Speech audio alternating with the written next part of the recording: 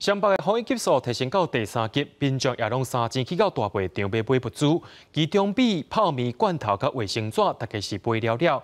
不过有真侪大卖场开始限制民众买物资的数量。疫情指挥中心的指挥官也强调讲，国内生活和防疫物资都有够，请民众唔通惊吓。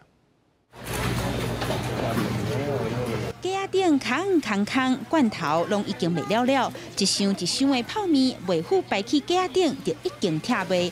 本土病例一捆头增加180例，双北防疫战级提升到第3级。北部的卖场已经出现未少采买的人潮。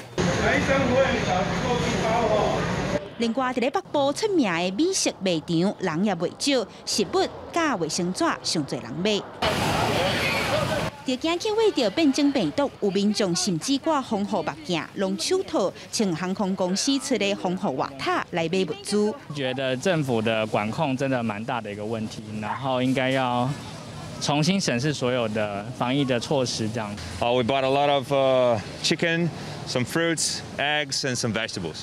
Taiwan is doing a better job than our country is. Just people keep on being safe and taking all the precautions, and we are gonna be good.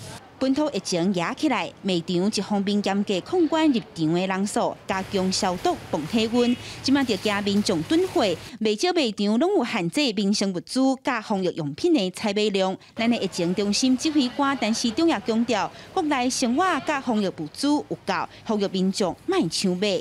记者阿明金林学凯台北报道。